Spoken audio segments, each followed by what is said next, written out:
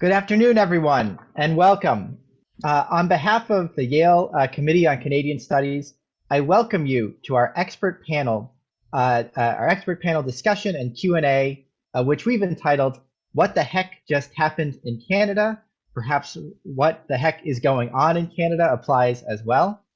My name is Brendan Shanahan, and I'm a postdoctoral associate here at Yale in the Center for the Study of Representative Institutions, part of the Macmillan Center, and a lecturer in the Department of History, where I teach US and Canadian political and legal history. And it is my great privilege today to moderate this discussion. I'd like to start by saying thank you to Jay Gitlin, the leader of Can Studies here at Yale, for this invitation, to Hira Jaffrey, our program director, Adam Rothman, the Canadian Students Association, and to our three panelists for helping to assemble this panel on such short notice. And most especially to you, our audience, either in person or online, for taking the time out of your day to be here.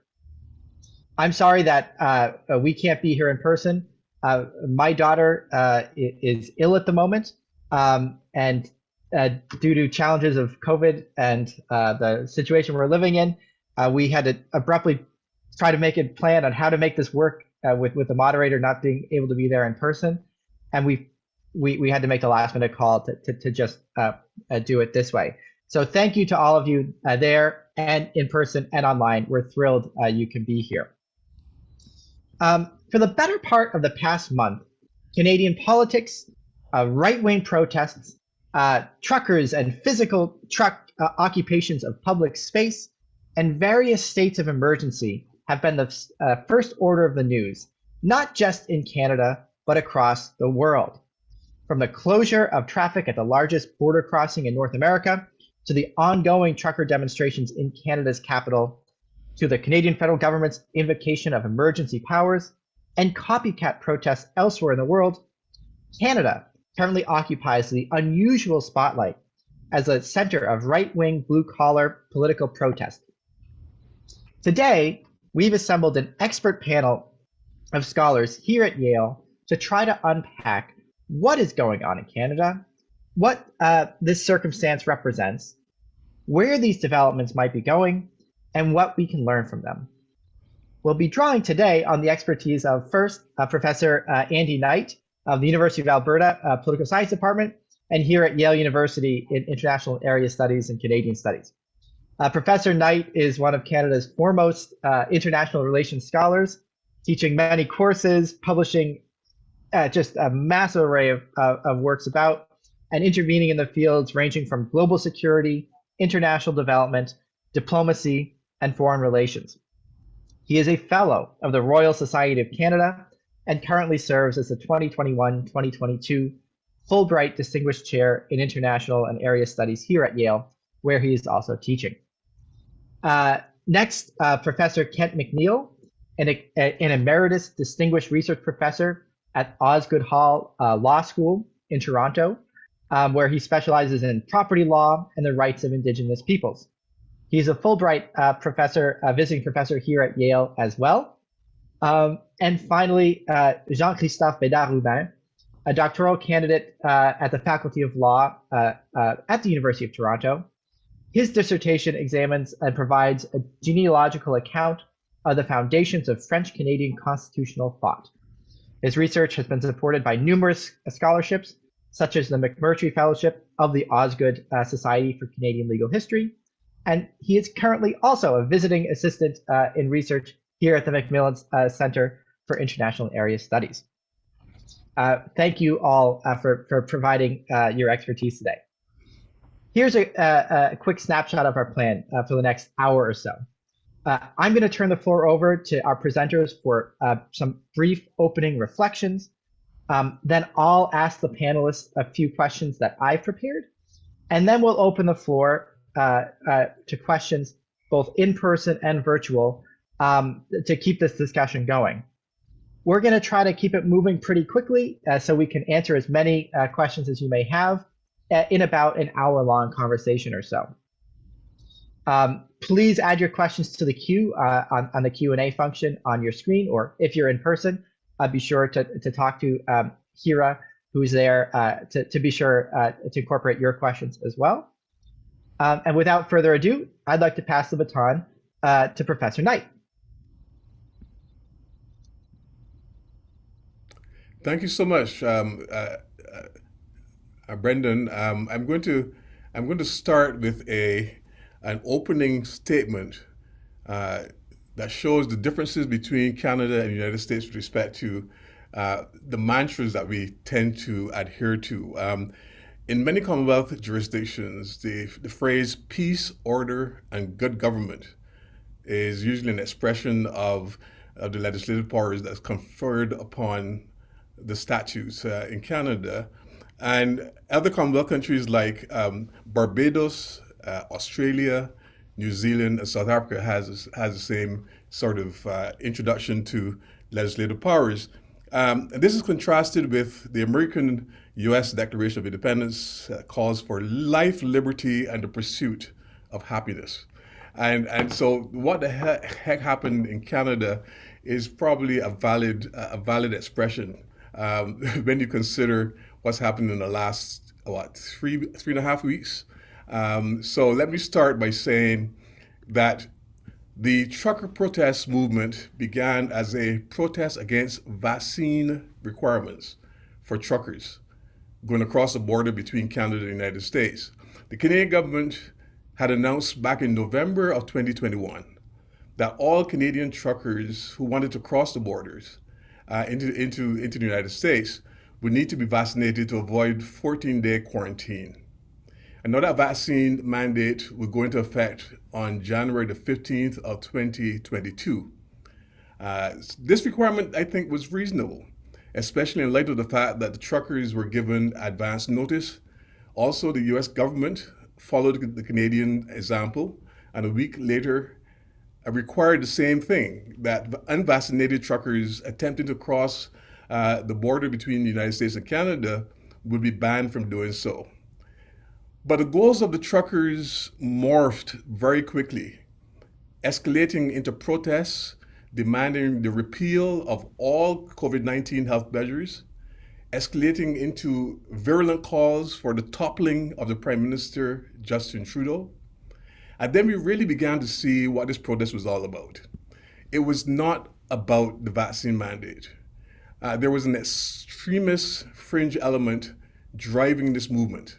Far-right activists, so-called nationalists, conspiracy theorists, advocates of political violence, xenophobic and anti-Black racists, anti-immigrant advocates, Jewish haters, and anti-intellectuals. It did not help that some politicians in Canada, particularly in the Conservative parties, both at the federal and provincial levels, coddled these protesters and made statements in support of their right to freedom. It also did not help that initially police officers and RCMP were hesitant to take action against these truckers. Canadians began to call out the hypocrisy of this, and many began to wonder out aloud if such protests had and occupations on Parliament Hill and blockage of the bridges and roads that lead into the United States were being undertaken by Black Lives Matter or by Indigenous peoples. Would these law enforcement officials be so hesitant to use force against them? Now, the majority of Canadians, I would say, while mostly silent and perhaps willing to sympathize with some of the truckers' frustration with the vaccine mandates, was hesitant to support the increasingly violent and belligerent escalation of the truckers, especially those living in Ottawa. It became evident that the protesters represented only a small minority of Canadians, and that Canada has the highest, I think one of the highest rates of fully vaccinated people in the entire world, about 80%, had to be acknowledged. Most Canadians were willing to put up with the inconvenience of vaccine mandates in order to be able to bring down the level of the COVID-19 cases and to relieve the stress on our healthcare system.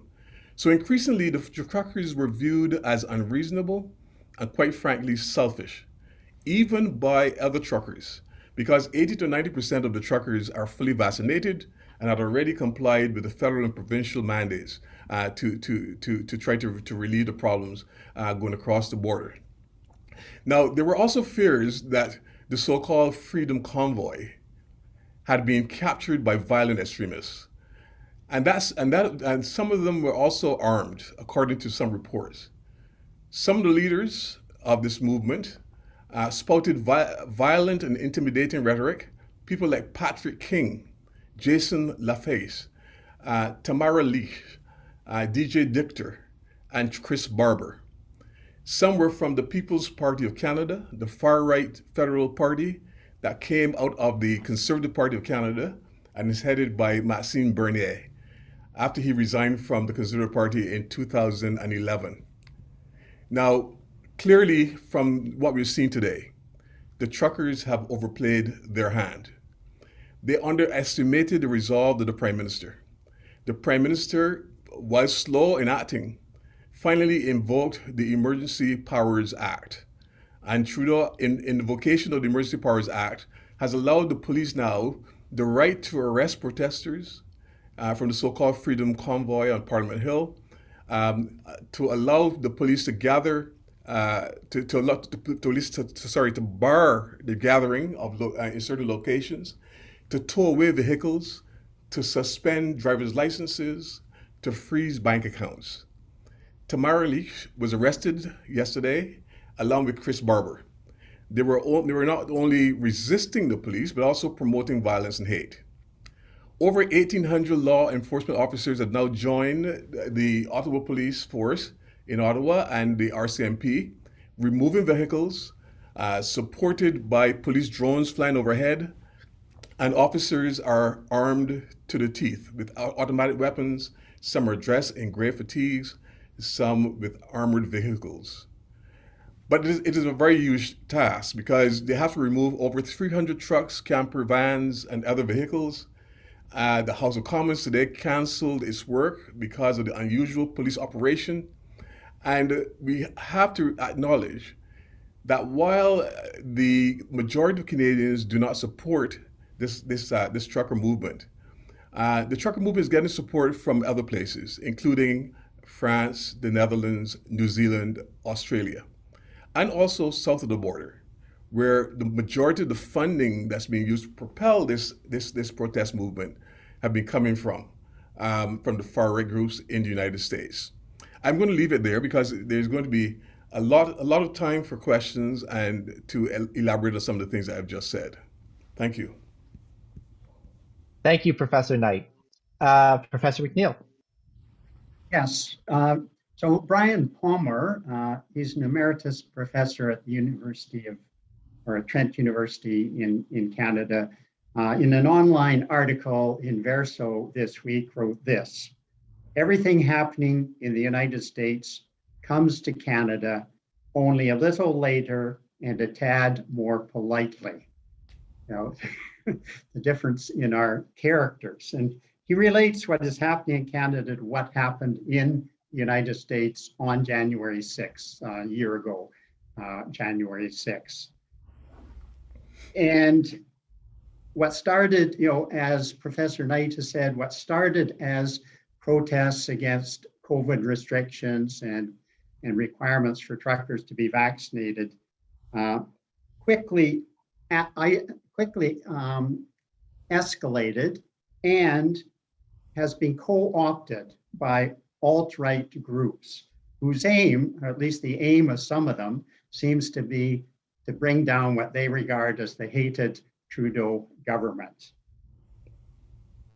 But as Palmer writes, the so-called Freedom Convoy is out of touch with the vast majority of Canadians.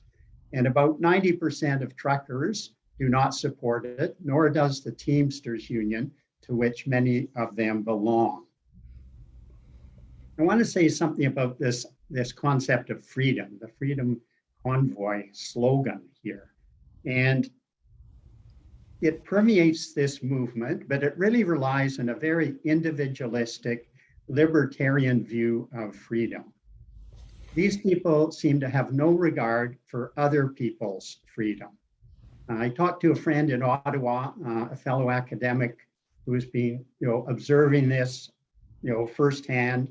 And she says that people in the downtown core have been afraid to leave their homes, that they've been kept awake all night. Their children have been kept awake all night by blaring horns. And they got an injunction from a court to stop this, and the horn stopped for a couple of days, and then they just started up again. And so the injunction wasn't even enforced by the police. Businesses that were already suffering from COVID restrictions have been forced to close in Ottawa. And so they're suffering. Of course, trade to the United States, to and from the United States, has been disrupted. So this isn't freedom, it's coercion by people who have no respect for Canada's democratic system and for the rule of law. A better understanding of freedom was expressed by the late Justice Corey of the Supreme Court of Canada. And I'm just going to quote here. He said, "The ability to exercise personal or group rights is necessarily limited by the rights of others. Absolute freedom without any restriction infers freedom to live without any laws. Such a concept is not acceptable in our society." I'm going to close by remarking on how differently these disruptors of other people's freedoms have been treated compared with Indigenous peoples in Canada. Indigenous peoples, often protest against resource development on their lands. And this usually involves blocking a road, so preventing a private company from gaining access to a mine or to a forestry cutting site, or sometimes to pipeline construction. And these protests are peaceful, and the protesters generally are not armed. The blockades typically impact one private company. They don't have anywhere the kind of impact that the Freedom Convoy has had on Canadian society. What happens is the corporation will go to court and get an injunction ordering the protesters to leave. If they don't, the police quickly move in to enforce the injunction, and they'll arrest protesters, and sometimes they'll end up in jail. Some of them, for example, have been imprisoned or given sentences of 6 months. I'm just going to refer to one particular case here, the Platnex case, where Justice Smith did hand down 6-month sentences to 6 First Nations protesters for contempt of court. And this is what Justice Smith said: "While I understand the principles and beliefs the respondents hold," that's the accused First Nations people, "the sanctity of the system of justice and of the rule of law are paramount and must be protected at all costs. Simply put, there is a clear line in the sand that no segment of society can be allowed to cross." No segment of society. And yet we've seen these protesters, cause all this disruption for 3 weeks before, finally the government and the police have decided to act. So equality before and under the law is part of the Constitution of Canada. It's the constitutional norm, but enforcement of the law appears to be another matter. So I want to pass it on to Jean-Christophe. Thanks, Ken. Thanks, Andy. I'm just going to share my screen a little bit. I have a couple of slides.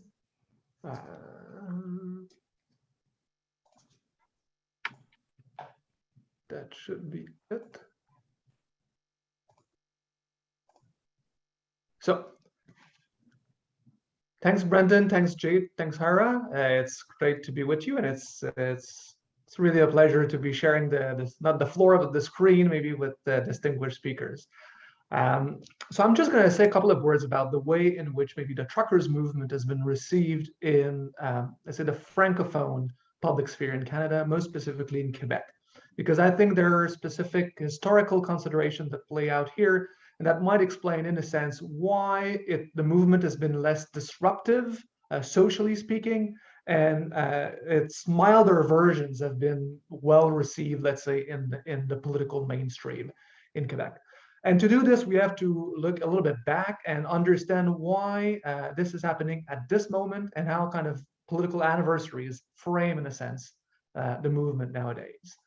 So the first is the 50th anniversary, the thing that everyone thinks about, Trudeau's famous "Just Watch Me" moment in 1970, when he invoked the War Measures Act to address the crisis that was happening in Quebec when Marxist-Leninist, nationalist movements, liberation movements, the FLQ, kidnapped James Richard Cross and Pierre Laporte, and Trudeau, in consequence, declared the famous War Measures Act to deal with the crisis happening in Quebec. So many people have drawn the parallel between what's been happening a bit more than 50 years ago by Trudeau father and Trudeau's son. But there are differences between the War Measures Act and the Emergencies Act, because the act has been rewritten in 1988, and we can talk a bit more about this. But it's been rewritten mostly to constrain the powers of the executive in these kind of emergency situations, given the abuses, perceived abuses of the government's conduct in the 1970s. But this is mostly like the Ottawa perspective of the crisis. From Quebec, there is a different kind of reading of those events. Right, in 2020, this was the 50th anniversary of the October crisis, and led many people to reassess, in a sense, what had been done, both from the perspective of the FLQ and their kind of insurrectionist politics, but also from the perspective of Ottawa, how they had dealt with this kind of fringe movements of the separatists in Quebec. There was a very good documentary that was released in 2020 called Les Roses, which focused on one family where two of the sons of the family became activists in the FLQ. But another important figure in that movement was a person called Jacques Cossette-Trudel, which was kind of the second branch of the FLQ, which kidnapped James Richard Cross. And we see here Cossette-Trudel in Cuba in 1974. He's in exile after his group released James Richard Cross with his wife, Louise Langto. But the key figure is not Cossette-Trudel Sr., but Cossette-Trudel Jr. here, because he has become also a major figure in the movement against health measures in Quebec. Here he is at a demonstration giving a speech. He's been a prominent figure in the alt-right and conspiracy theorist circles in Quebec, and being kind of continuing, in a sense, perhaps a fringe tradition, but something that's definitely there about insurrectionist politics in Quebec on the margins of the political spectrum. And it's interesting, for example, to note that in the demonstrations, for example, this is an anti-vaxxer demonstration, people wave not only the flags of Trump, but also of the Patriot, the kind of Hungarian flag with the little character that you see there is a flag that's been used across Quebec history by different nationalist movements, and in this case, by these people in opposition to vaccine mandates.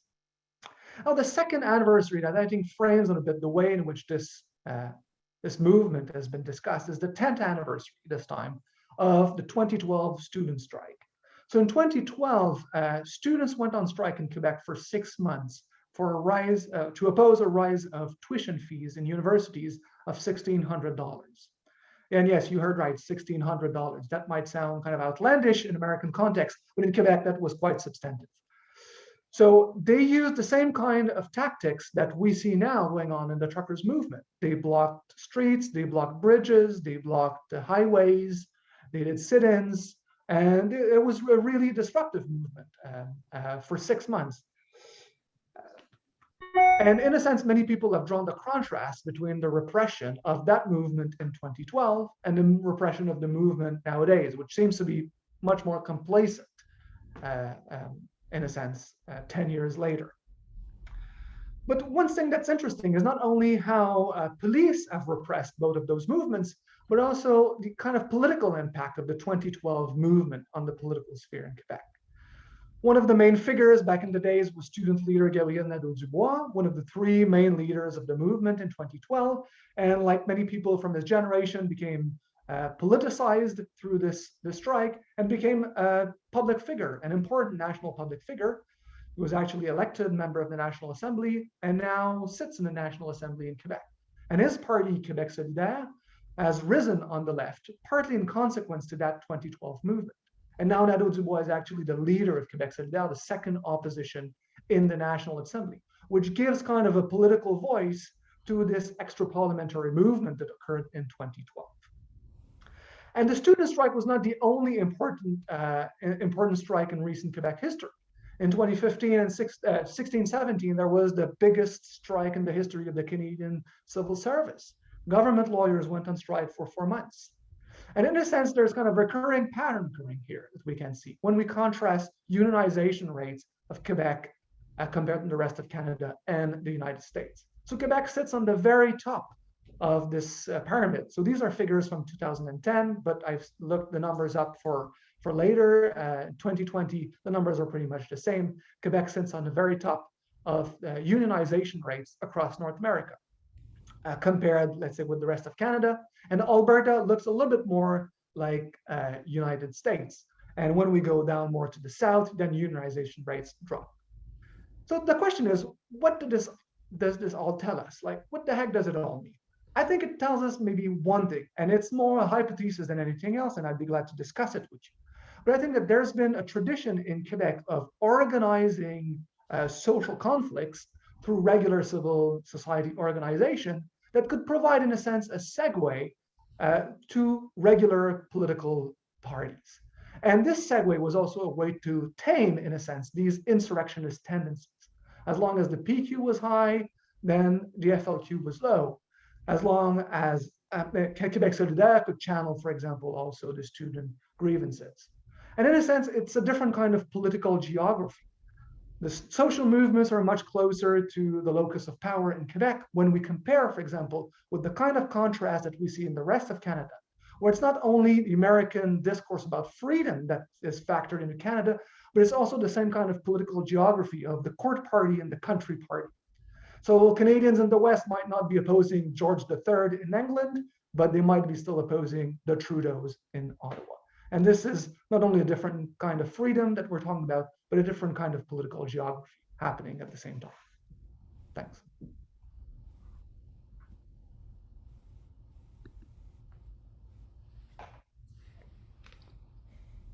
Wonderful. Thank you all. This is a great jumping off point to ask a few questions.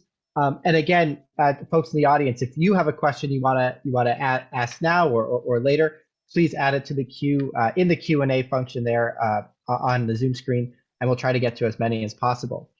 I'm going to combine a couple of questions I had asked dealing with the idea of comparisons and analogies, building on precisely what all three of you were discussing.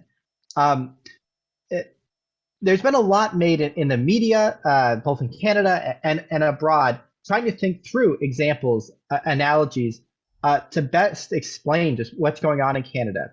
Some are historical, as Jean-Christophe was just talking about, a particularly famous one being the October crisis of 1970, with the predecessor of this emergency legislation, the War Measures Act, being invoked to suppress a fringe insurrectionary movement. And others pointing to ongoing events or very recent events around the world, such as anti-vax measure protests in Australia, to the use of blocking of highways to protest the Modi government in India. So maybe a question for the whole group is, what do these analogies, either contemporary looking at the rest of the world, or historical in the context of Canadian political history, tell us about this ongoing movement? Is there a perfect analogy out there? Or is this moment really more distinct from all the other ones that have preceded it?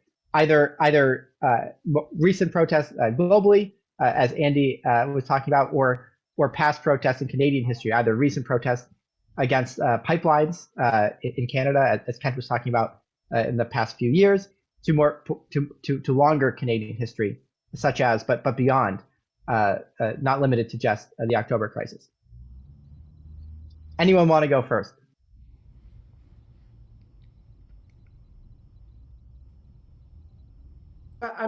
I might share just a couple of thoughts. Something that struck me in this truckers movement is that it's being picked up in France. And we saw, in a sense, 2 years ago when there was a yellow vest movement, it was picked up in Alberta. So this is kind of a surprising way of channeling kind of languages of political contention that goes, and the yellow vest didn't catch in Quebec, but it caught in Alberta, and vice versa. So the parallel are striking, and it's just surprising because I think it might be one of the first times that we see movements traveling in this bilateral direction. I have no idea what it tells us, but it's something just surprising that I noted that was somewhat novel. Well, that might speak to what you were saying earlier about the court versus country party dynamic, in like the importance of political institutions, how they evolve and relate to social movements in the center periphery within their various party systems. Great, thanks, Jean-Christophe. Professor McNeil, Professor Knight.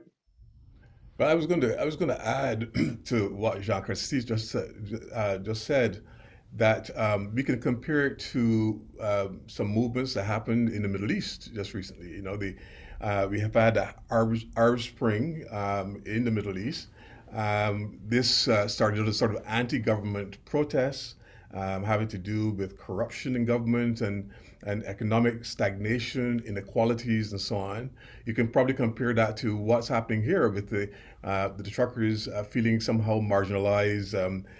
You know, definitely there's an anti-government sentiment among the truckers, particularly the leadership of the truckers. And also there's a sense of economic stagnation, of course, made worse by the pandemic. And it reminds me of something that Peter Turching once said in his book, Ages of Discord. He made a point that whenever there's economic stagnation and there are problems in the economy, there's sometimes a rise up against the government. And this is happening both in the United States and also in Canada. In the United States, of course, you kind of expect to have this kind of freedom, liberty, justice, that sort of thing, movement happening. In Canada, we tend to be much more peaceful, right? And our protests are supposed to be much more peaceful and less resorting to violence. In fact, that's what the FLQ crisis, I think, was significant point of departure, I think, in Canadian history when it comes to protest movements, and it sort of set the tone for an extraordinary act by Prime Minister Trudeau to try to crush that movement right away. And now we see the Trudeau Jr. Now sort of bringing in a similar kind of act, the Emergency Powers Act, to try to quash this movement. And he did so reluctantly, I think, in large part because many of the people in society, Canadian society, remembered the FLQ crisis, remembered some of the things that Jean-Christophe talked about in terms of overreacting to the protest movements, and they want to go down that road again. I think many politicians were very reluctant to move towards this. In fact, some of the provinces are a little bit resistant in implementing the Emergency Powers Act in their province.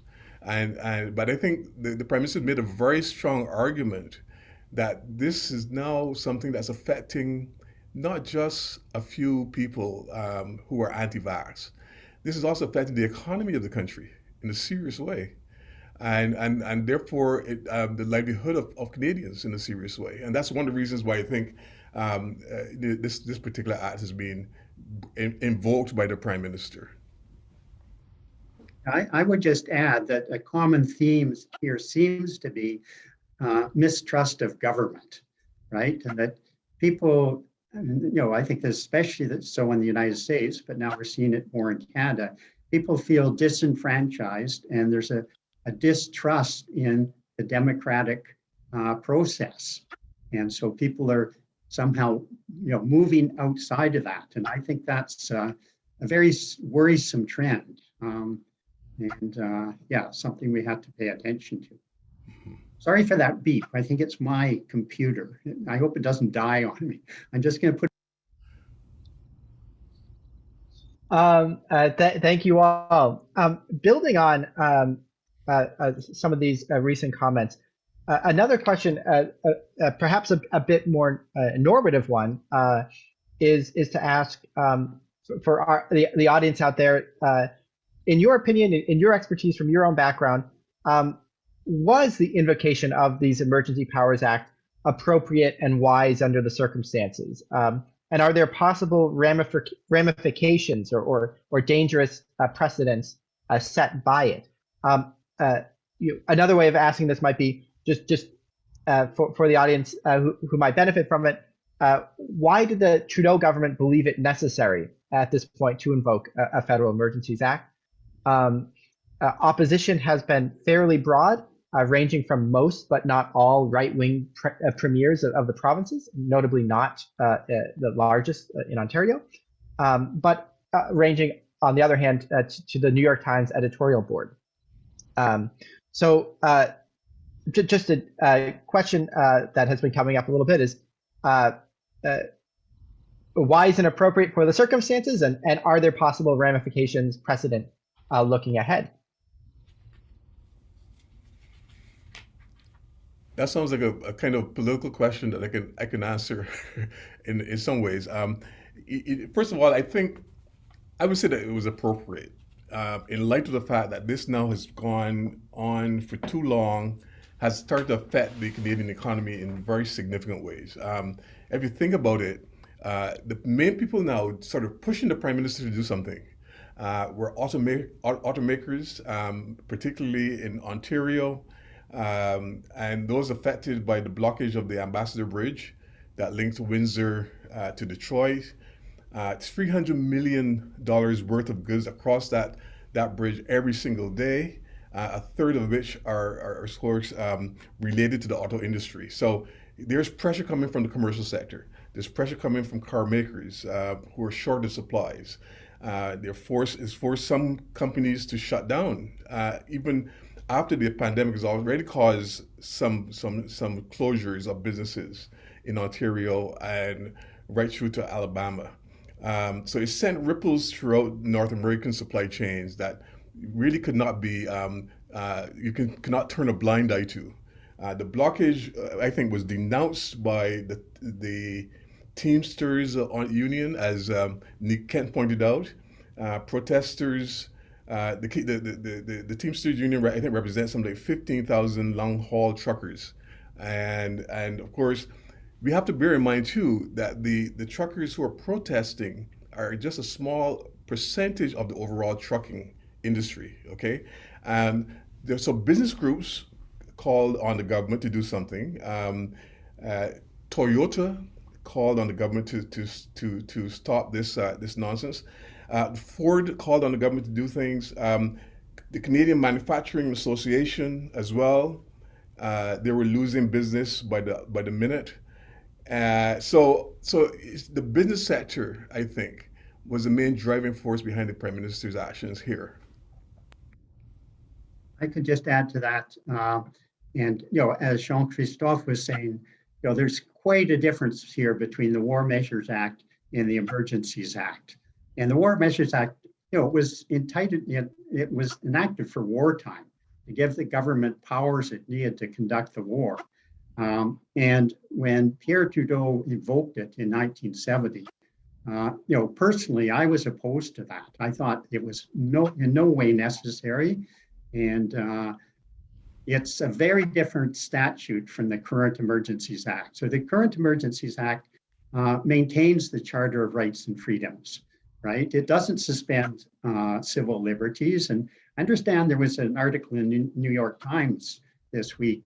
I haven't seen it, but I was told this, that said Canada had suspended civil liberties by invoking this act. Well, that's just not true. And the powers that the government has under it are not that much greater than the powers that the government would have anyway. I mean, you park your car in the middle of a street and block traffic, what's going to happen?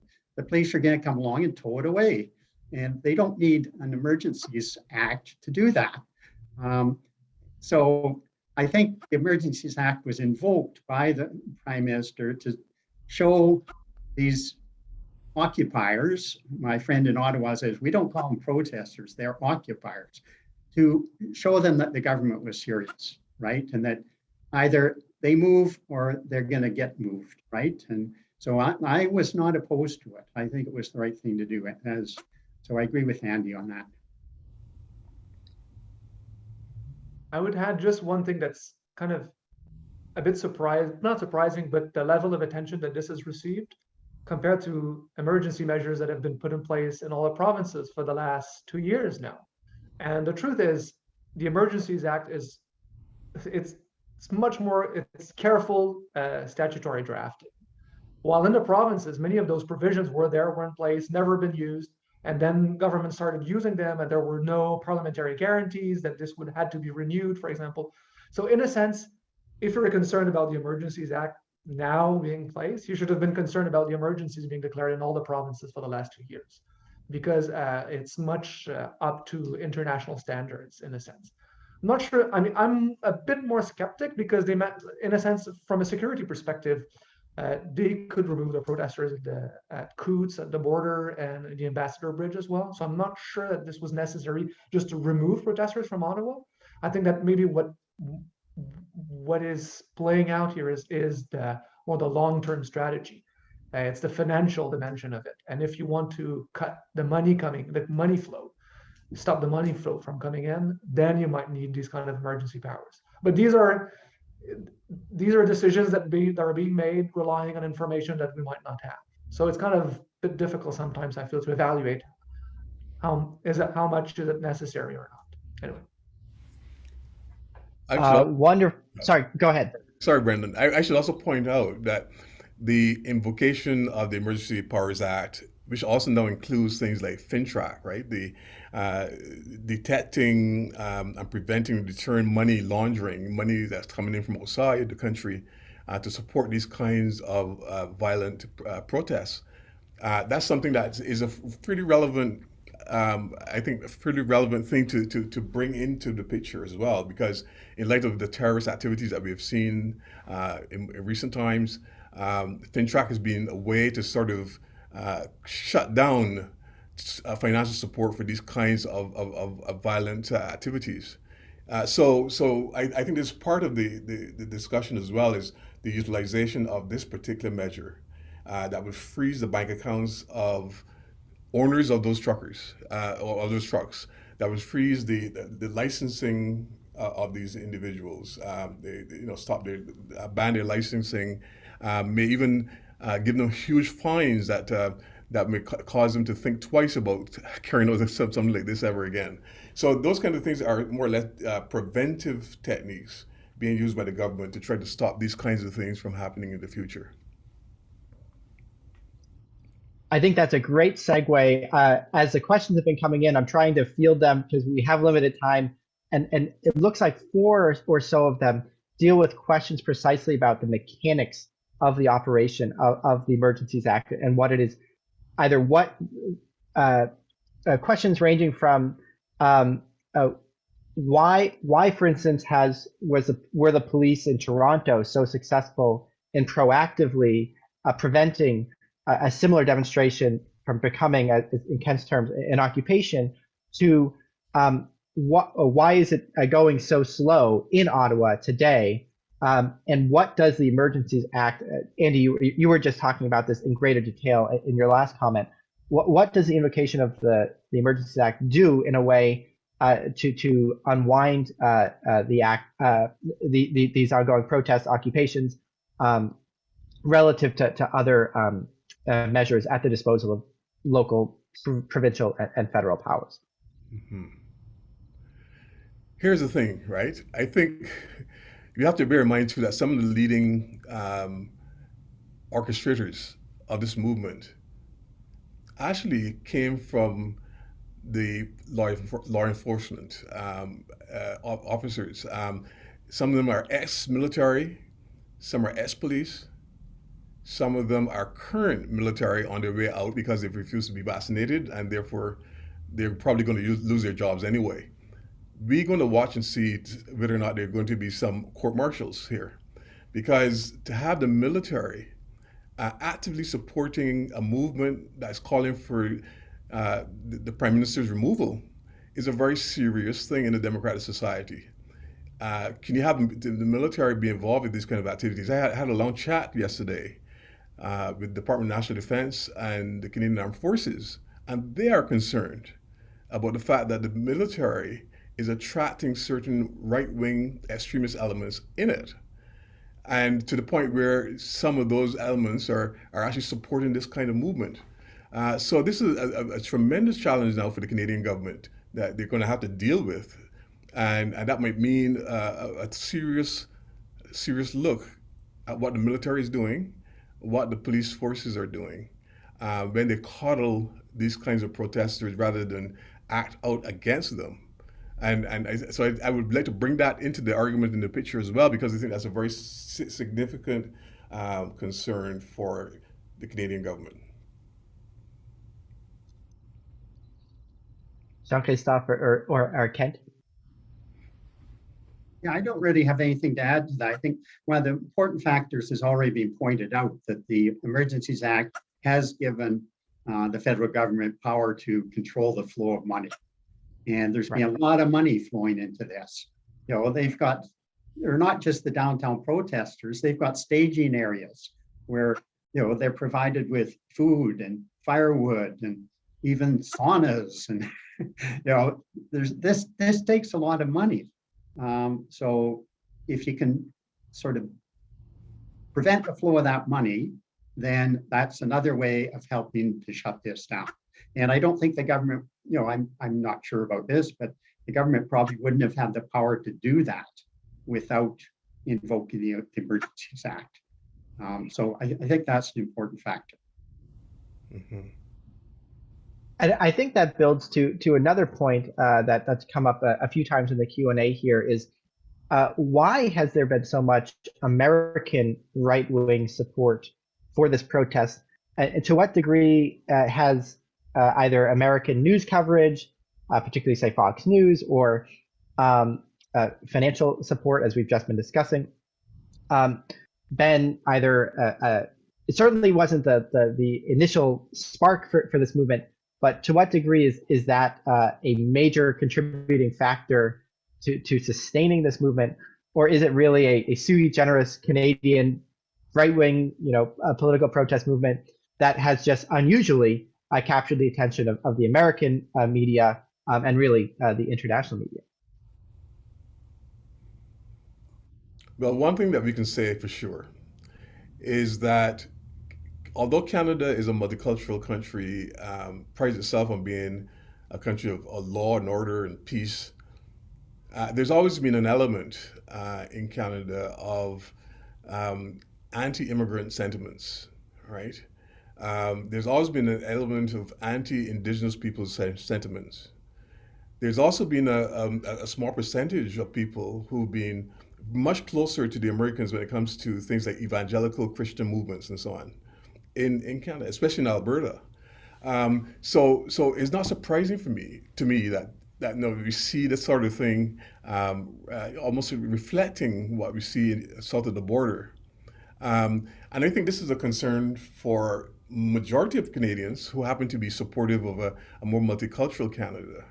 So there is a kind of a debate that's going on within Canada. It's not maybe as present as the one we see in the United States, but there is a debate about, you know, the importance of keeping Canada as a white country. I mean, we have people like Miffel Laurier who felt that Canada should be a white country. Mackenzie King, Prime Ministers of Canada, that felt that Canada should be, for all intents and purposes, a white country. And in fact, they actually oppose the increase in the numbers of immigrants coming from, say, the Caribbean and so on into Canada. There's a great movie that you all should watch coming out soon. I think launched on Monday, which is Family Day in Alberta. It's called The Porter. And The Porter is a fictional account of a real event that happened in Canadian history. And that is Caribbean people came to Canada to work on the Canadian railways that go across from east to west across Canada and into the south in the United States. And they were pushing to become real citizens of Canada, not just domestic hires in a sense, almost like domestic servants. and there was a lot of pushback against them. But so they managed to form a union and was able to get a status that was similar to any sort of Canadian status.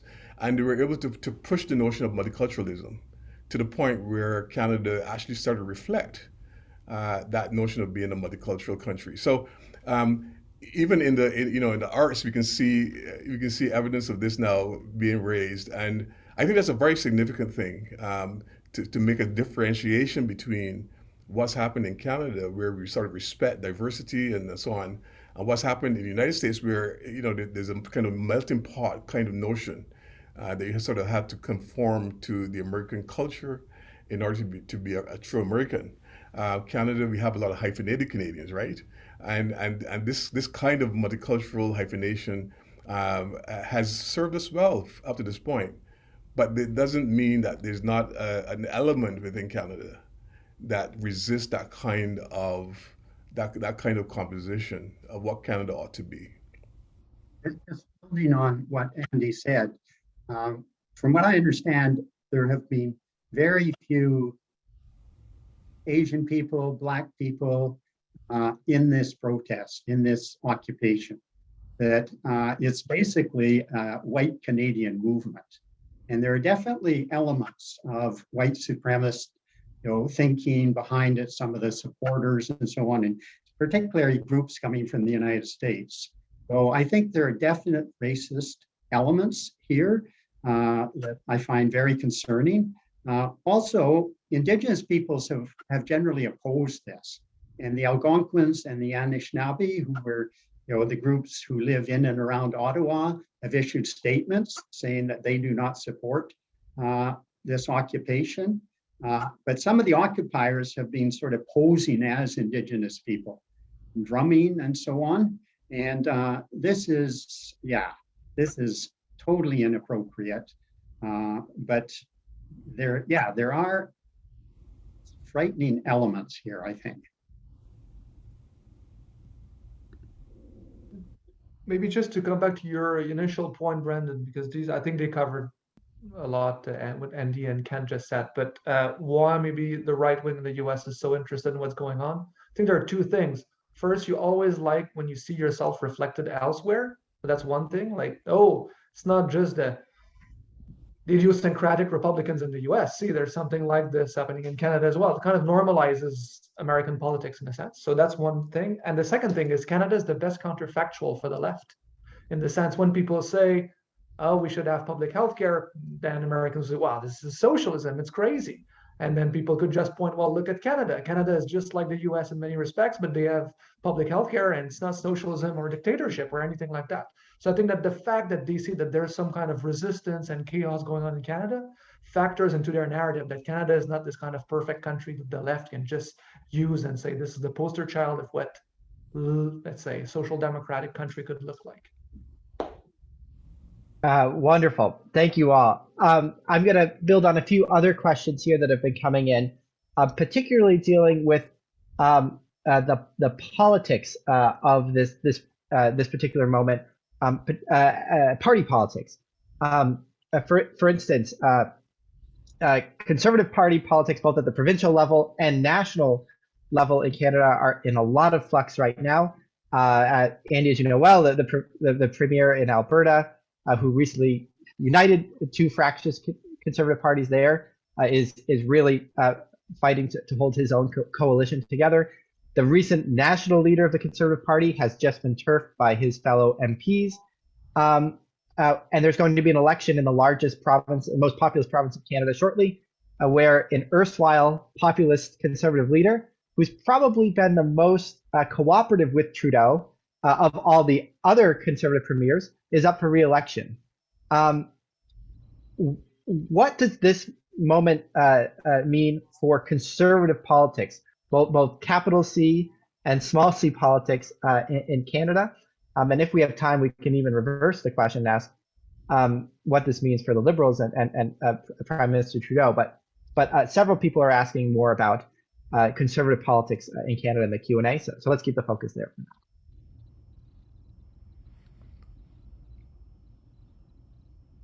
I would say it just, if I can jump, I mean, Andy, I think you have a good perspective from the West as well, but it shows that there's not one conservative, let's say, movement in Canada, as there is, I think, generally speaking, one broader liberal movement in Canada in terms of political movement. I mean, like CAQ in Quebec is very different from the progressive conservative in Ontario, which is different from Western alienation in Alberta, which is different from the more progressive conservative tradition also in the Maritimes. I think it highlights the difficulty of having one party that manages to keep all these people together, just yet again, in the middle of a race for their leadership. And just like for example, just one thing that comes to mind. In Quebec, Legault has been seen more as a conservative, politicians more on the right side of the political spectrum, and yet Quebec has been the province where the health measures have been the stricter in Canada. So it just tells you that it's very difficult to keep all these people together. Yeah, I would support exactly what Jean-Christophe just said. You know, the Tories are in some serious problems right now because they're going to have difficulties trying to find a leader that would truly be able to pull together a very the far right spectrum of the Conservative Party and the so-called red Tories, the Joe Clark Tories, for example, the more moderate Tories. You would notice in the last leadership, Peter MacKay, who could probably be closest to a red Tory, was dismissed by the party, and we had the election of a person who tried his best to sort of pull these two factions together and was unsuccessful, and therefore was turfed out. So I think they're going to have a difficulty trying to sort of piece together these different elements within the Tory party.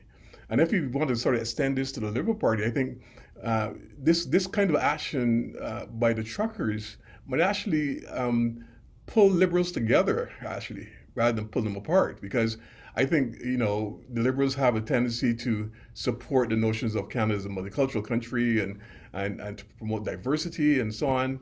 I think the majority of people in Canada are not supportive of this fringe group. I think the majority of people might start to look kindly on the Liberals because they're the ones that sort of represent a much more diverse Canada. And I think the Tories have to then find themselves in a situation where they have to try to pull together these different fringes and pull them into the center of the party. And in fact, some of the fringe movements have gone on to become what the People's Party of Canada, I think it's called, with Maxime Bernier. So that's now become an element that the Conservatives have to be concerned about. Just very quickly, I will add, I agree with what's been said, and I think that some of the Conservative politicians who've spoken out in sympathy with these occupiers are probably doing real damage to the party, because as has been said, the majority of Canadians don't support this. And if they see the Conservatives as being, really, supporting these kind of fringe movements that are anti-democratic, I can't see them garnering votes with many Canadians. And Brendan, just to get back to your point about Ontario, I think, or was it Jean-Christophe, the fact that the Premier of the province of Ontario has become a moderate all of a sudden, supporting Trudeau in this particular situation, is an indication that he really wants to get reelected next elections coming up. And I think he stands a much better chance of being reelected if he's seen to be on the side of the majority of people in Ontario who are against the truckers. There's no question about that in my mind right now. I think the truckers overplayed their hand, and I think they sort of, in some ways, they sort of did not think that the Prime Minister would be strong enough to actually invoke the kind of emergency powers that he has invoked. And of course, it takes a lot of consultation with all the premiers of the province before he could bring that into place. And I think he did a pretty good job actually in trying to sort of walk that fine line. Is almost like a tightrope walker, but trying to walk that fine line is not appearing to be so draconian in his actions, but also at the same time letting the public know that he was on the side of ordinary Canadians who just want a better life and want to get out of this pandemic like everybody else. And therefore, we should be trying to help each other as opposed to tear each other apart.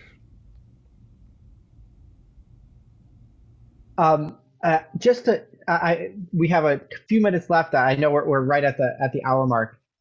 To build on this question about, we just talked about the Conservative Party. With about a week ago or so, maybe a little bit more, one of the Liberal MPs representing Quebec City, Joël Lightbound,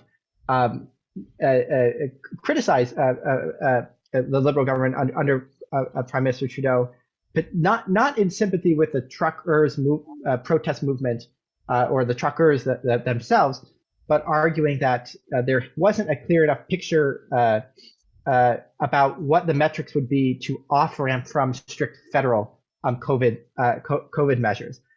Is there any is that the sweet spot right now in Canadian politics? We're seeing in the U.S. right now a lot of debates on the center left in states like Connecticut about mask mandates in schools or in the daycare centers, the impacts on in those types of domains. Are there similar debates going on, not just on the right or the center right in Canada, but more broadly across the political spectrum and even in the center left, where Liberals, more red Tories, as you were talking about, Andy, might occupy that are also looking for some changes in COVID restriction measures, but do not see themselves as allied with this particular trucker protest? Well, I think, to be quite honest, I know lots of Conservatives, and many of them aren't really aligning themselves with the trucker movement. And I think most of them are red Tories that I know.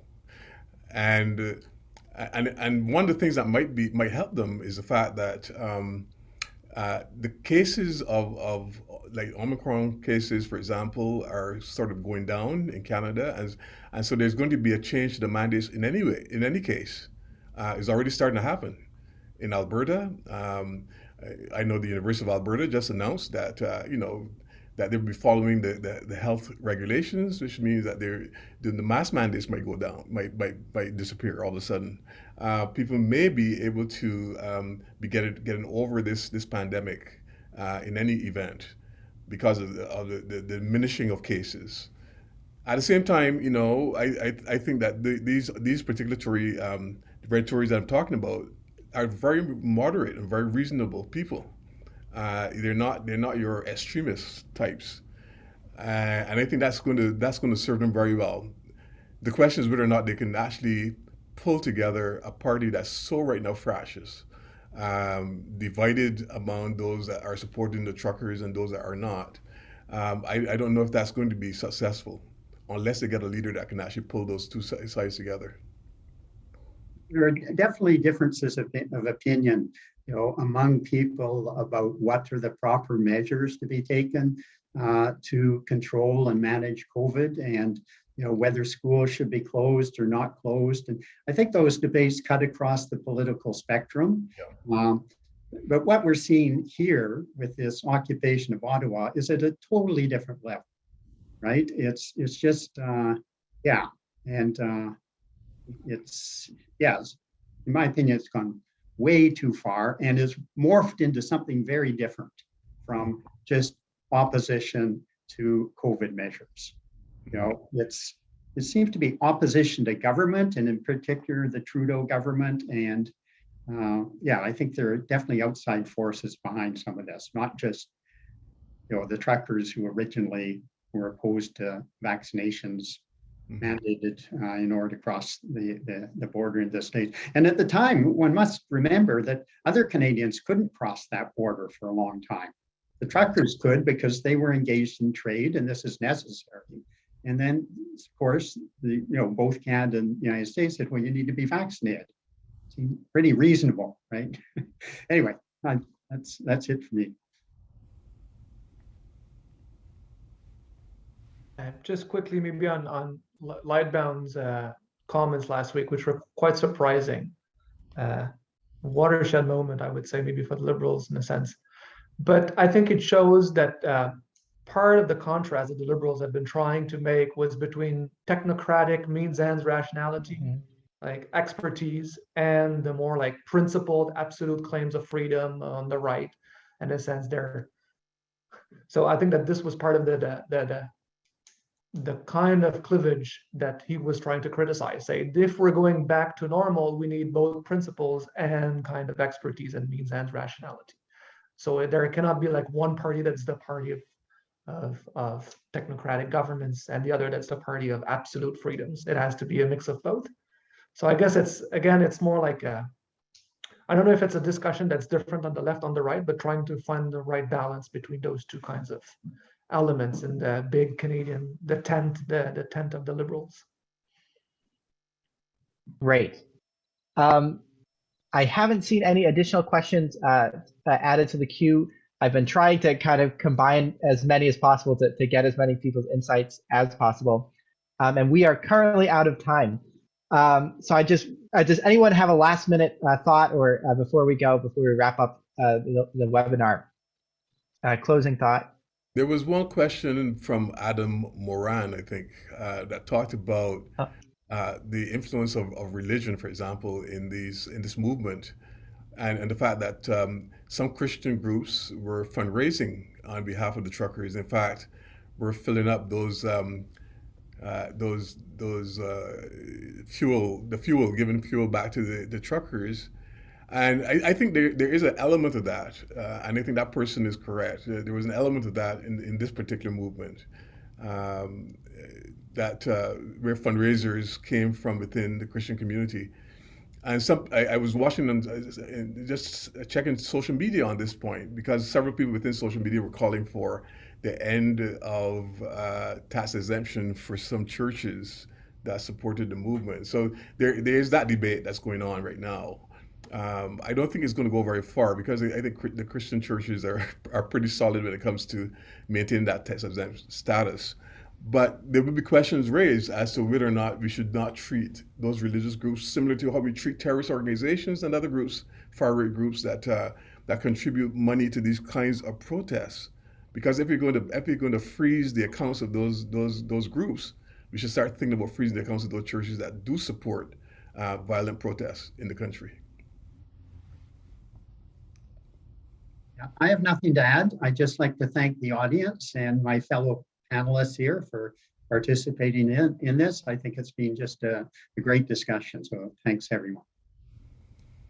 Thank you all. Yes, thank you all. Have a great weekend, and thank you for your time. For wherever you're coming from, hope the weather's nice, and you're looking forward to a nice weekend. Thank you. Take care. Bye, everyone. Take care.